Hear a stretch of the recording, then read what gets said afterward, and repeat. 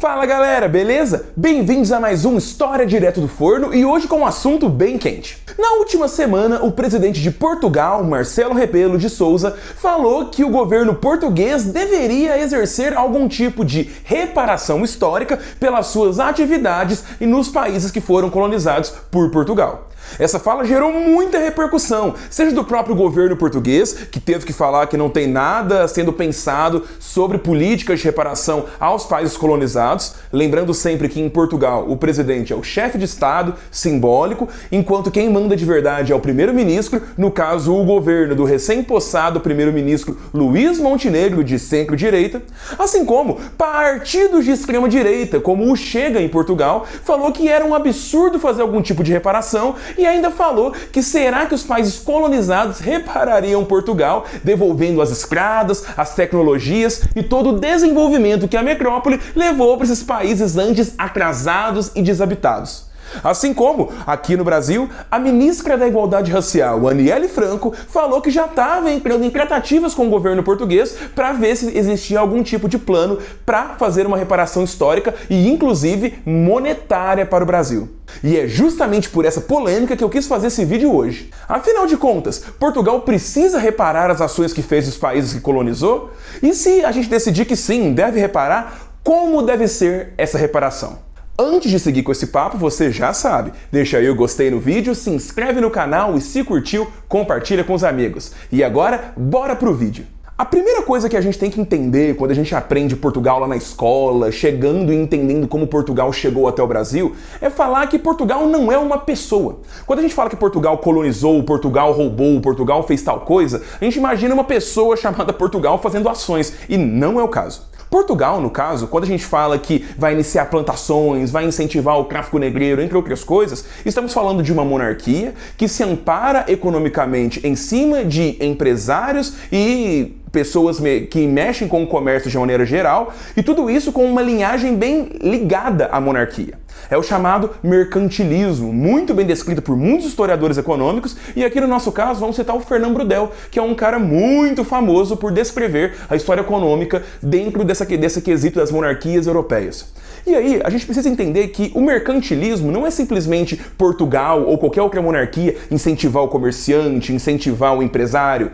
Nós estamos falando de uma complexa rede de relações políticas e econômicas que fazem, por exemplo, que Portugal, ao querer arrumar negócios lucrativos aqui, ainda na terra que está sendo descoberta do Brasil, ela vai incentivar, através, por exemplo, das capitanias hereditárias, empresários que teriam títulos nobiliários, relações fortes com a coroa e teriam a missão de fazer algum tipo de desbravamento econômico aqui na nova colônia brasileira. E dessa maneira, parte dessa produção, assim como impostos, deveriam voltar para Portugal. Então perceba que não é simplesmente um empresário ou mesmo o rei. São relações onde a monarquia tenta se beneficiar através de partes da produção e impostos, e os empresários, as pessoas ali, têm títulos nobiliárquicos, são da nobreza, têm relações próximas com a coroa e também têm interesse em desenvolver negócios para a sua própria riqueza pessoal. Então, a gente não está falando de países fazendo coisas. Quando eu vou falar de Portugal, pensem em funcionários públicos cobrando impostos, comerciantes tentando fazer fortuna,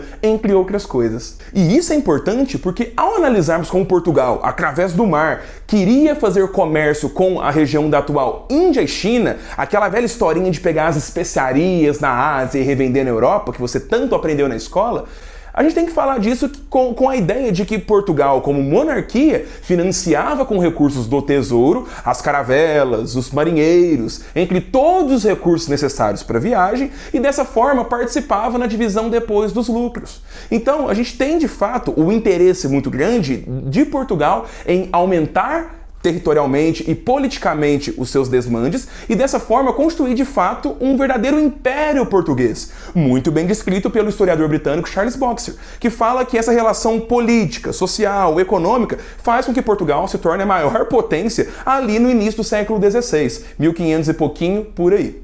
E aí, antes de começar a grande concorrência com Espanha, Inglaterra, Holanda, entre outros países europeus, Portugal, de fato, tem esse interesse. Coloca a coroa financiando várias pessoas fazendo ações e dessa forma a gente constitui o que vão ser as colônias e não apenas falando de Brasil. O Império Português tinha muitos mais olhos e muito mais lucro com as colônias da África, principalmente pela questão de entrepostos comerciais ali na costa africana, que tinha como principal produto a escravidão, assim como a venda de especiarias na Ásia.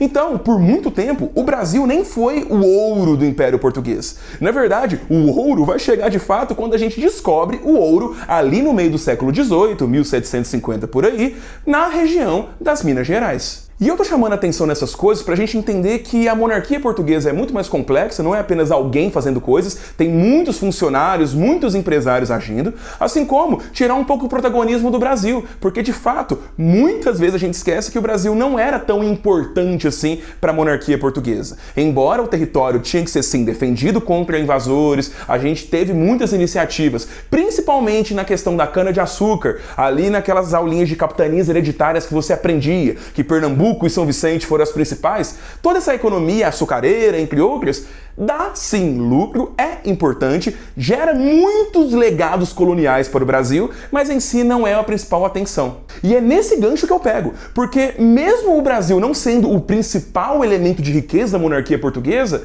muitos dos elementos políticos, econômicos, de como Portugal fazia colônias, acabou representando o que a gente faz. Então pensem em historiadores olhando recibos, atas registrando o comércio na colônia. Pensa em muita gente olhando arquivos antigos, catalogando o tráfico de escravos ou a produção açucareira.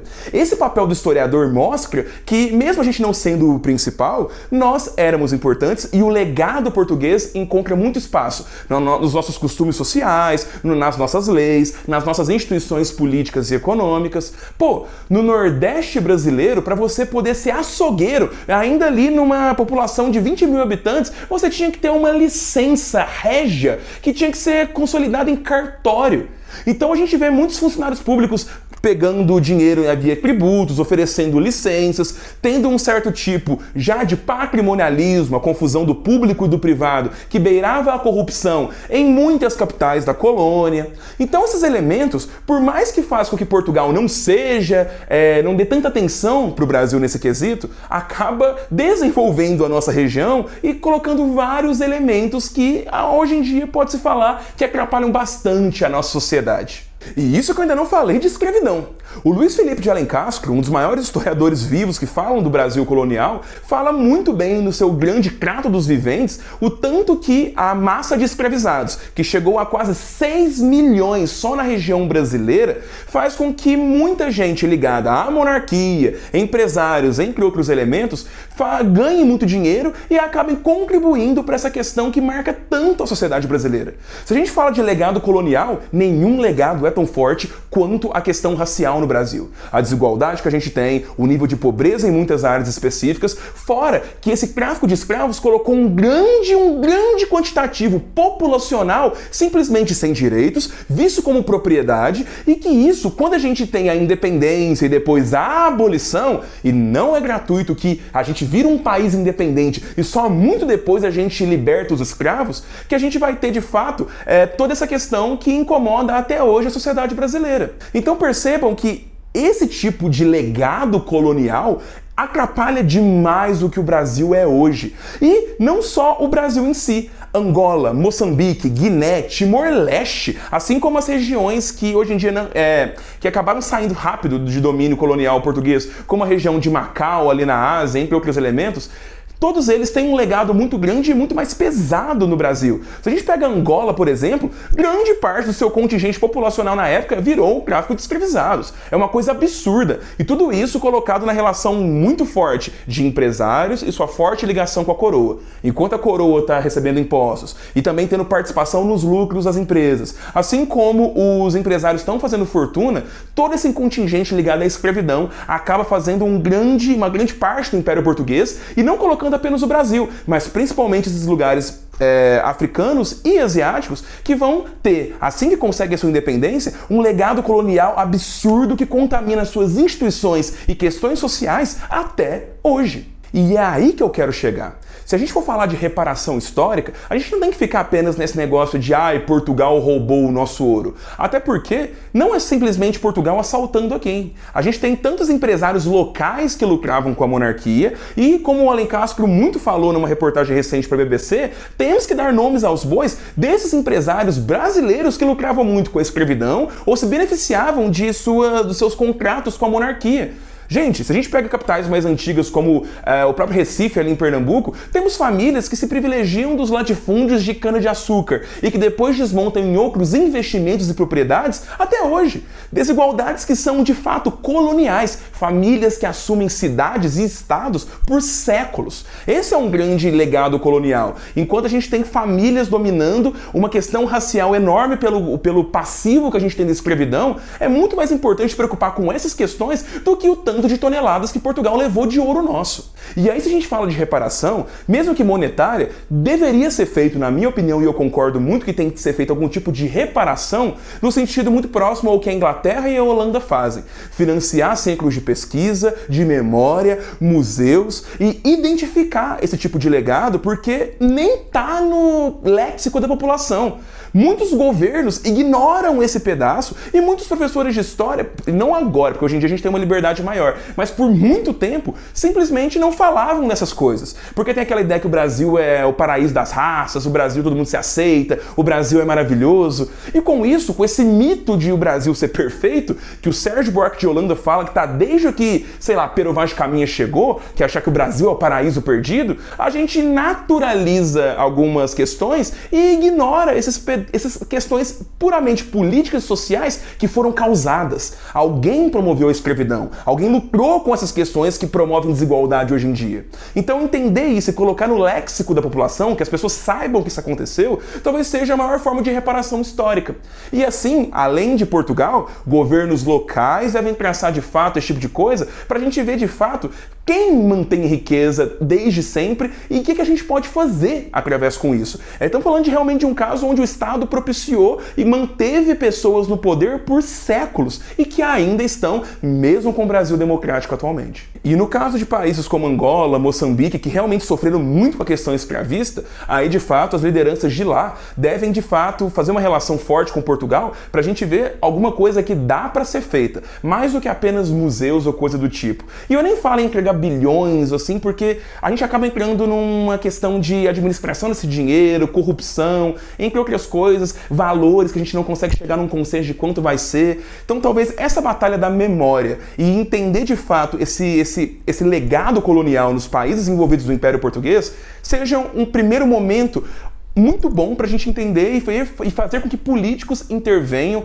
atualmente para a gente ver se a gente recupera essas instituições e tenta tirar esse legado colonial. E assim, a gente não sabe até onde isso vai dar ou que tipo de transformação pode gerar. Mas o primeiro passo, que é reconhecer esse legado colonial, talvez seja a maior forma de reparação histórica. Muito mais importante que ficar falando de roubar pau-brasil ou roubar ouro. Gente, a escravidão foi muito mais lucrativa e muito mais pesada do que qualquer tipo de exploração natural. Até porque, até hoje, muita gente ainda nada no dinheiro de bisavós, trisavós que lucraram muito com isso e hoje em dia são herdeiros fazendo outros negócios em cima de um tráfico de humanos. É isso, galera. Essa é a minha opinião sobre esse tema tão polêmico.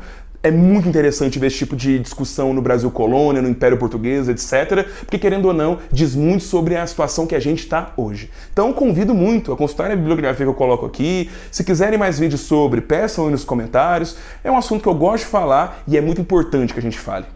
E vejo vocês na semana que vem com mais um História Direto do Forno. Até lá!